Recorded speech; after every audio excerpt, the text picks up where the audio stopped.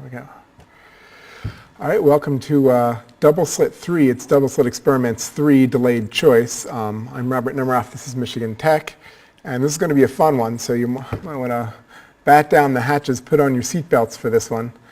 So this course is officially titled Extraordinary Concepts in Physics. It's being taught at Michigan Technological University in the beautiful Upper Peninsula of Michigan.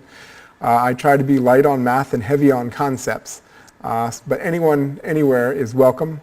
There's no textbook, it's all Wikipedia.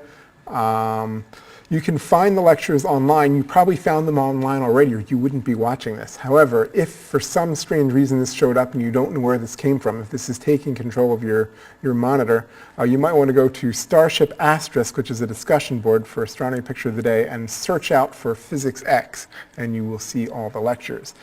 That's at Google or a similar search engine. However, if you can read this fine print here, which came out smaller because for some reason Google Docs has been changing fonts on me, occasionally, not consistently, or I'd correct it, you can go to that address and find the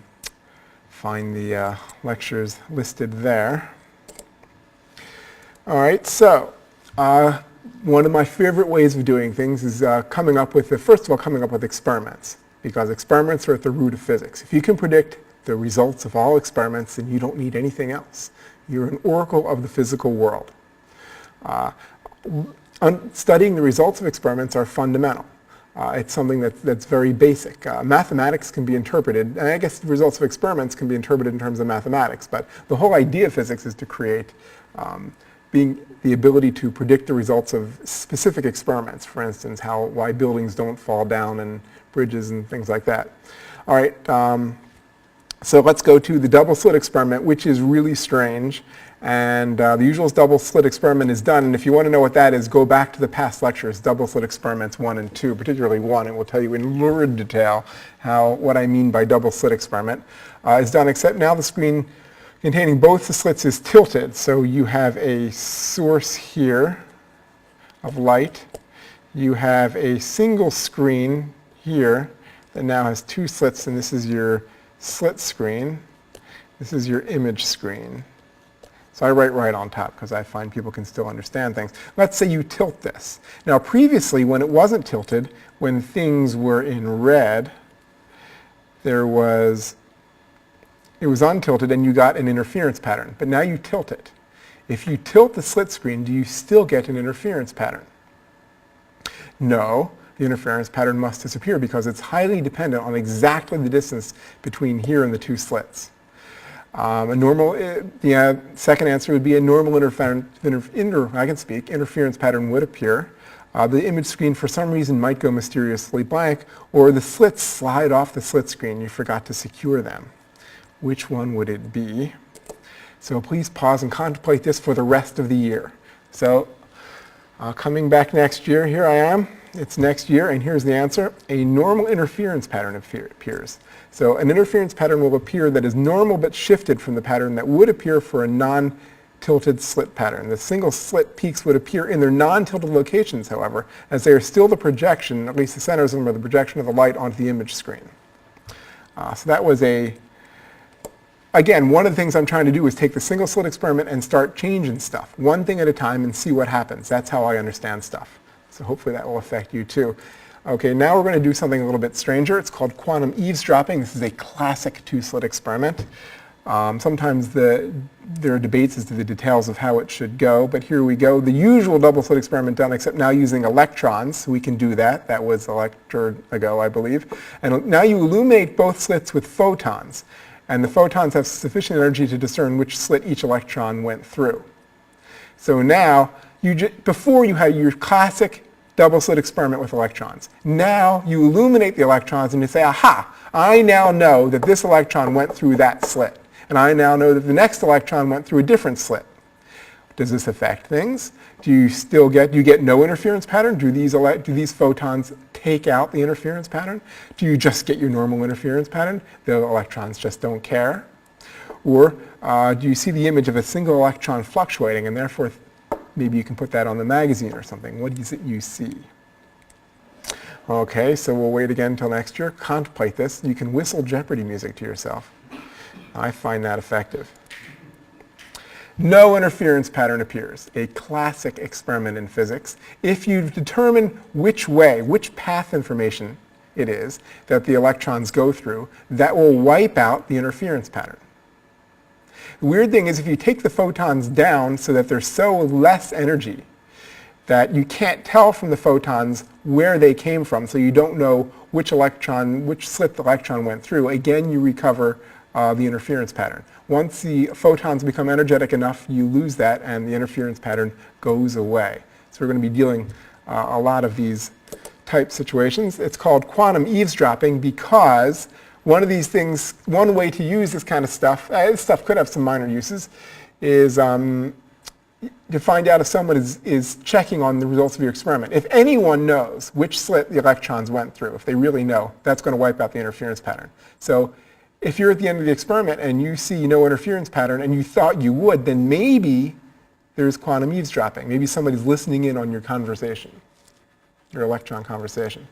All right, so let's go to bad eyes. Usual double slit experiment is done, back with photons, except now a human places one eye in front of part of the image screen. The eye is small compared to the previous interference fringes and too blurry to see each slit independently. The person is therefore not able to say which slit each photon went through. So let's start on the other side now. Here you have photons coming out.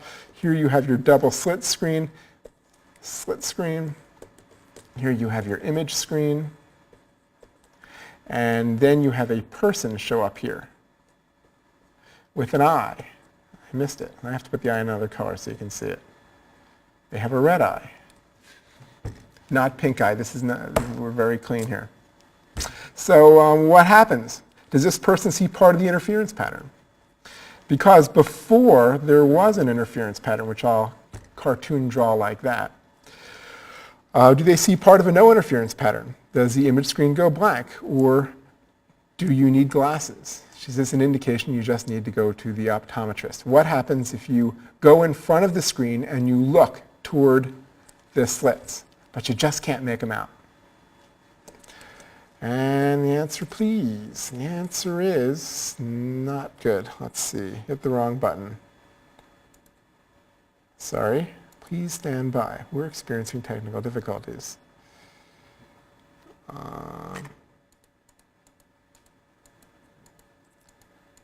Okay. The answer is that person sees part of an interference pattern. Specifically, the person sees the part of the interference pattern that would have occurred on the image screen directly behind them. So their fuzzy eye is now, it's like it's part of the image screen. And so if it was dark back there, then they just see darkness. And they say, oh, you should turn on that laser. If it was light back there, they say, oh, I see light coming from the direction of the two slits, but I can't tell you which slits they are. So now that person invites their friend. Their friend has a larger eye. And their friend has great vision. Their friend repeats the experiment, except now they can see well enough, good enough, to see each slit independently. And if you can see each slit independently, you can tell which slit each photon goes through. Supposing now, let's say the photons are just reduced to one photon per shot. So you say, oop, that one came through the left slit. Oh, there's another one. Right slit again, left slit. And they know. So then this person's going to know which slit each of the photons went through. What do they see? Do they see part of an interference pattern? Do they see part of a no interference pattern? Does the image screen remain blank, or do they go blind just like their mother warned because you're looking at laser light? If you read the warnings, you shouldn't do that.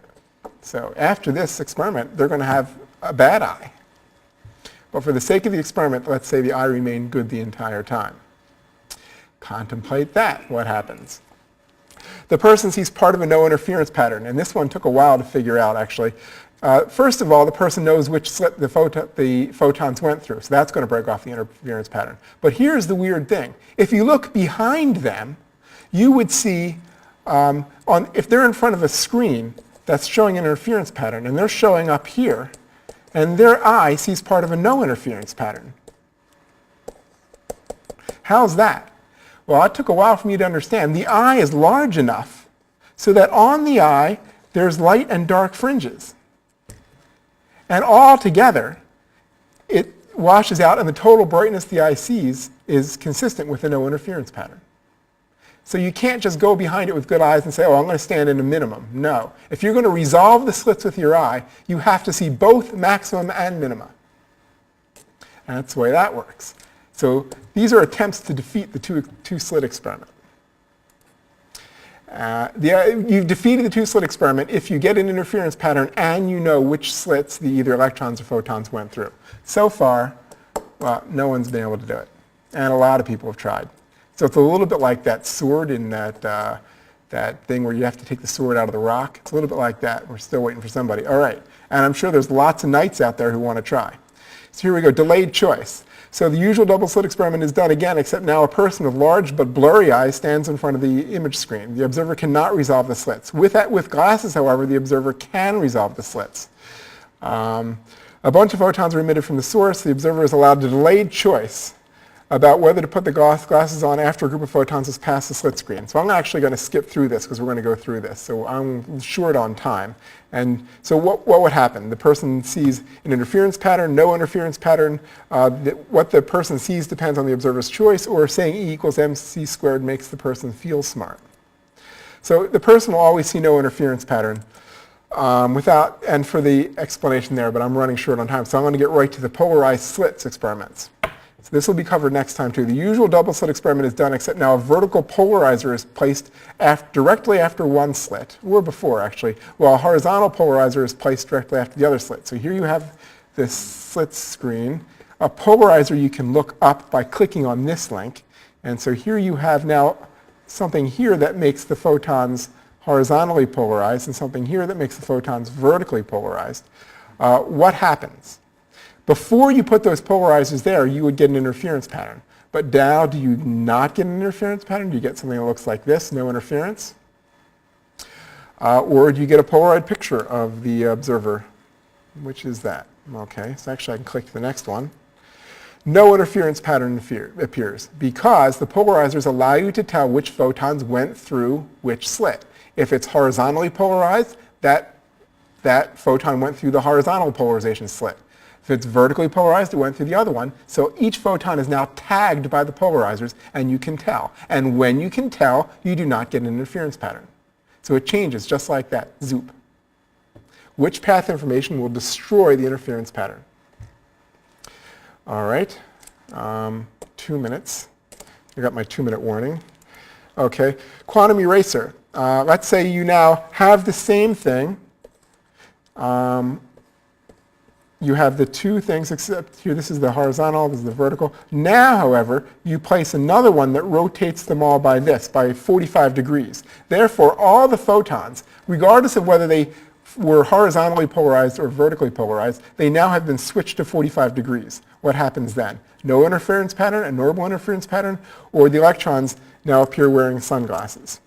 And I got to go quick because I'm within 2 minutes. A normal interference pattern reappears when you put in the other polarizer. You can reconstruct the interference pattern after the slits by putting in a third polarizer. That again makes it impossible to tell at the image screen what's going on.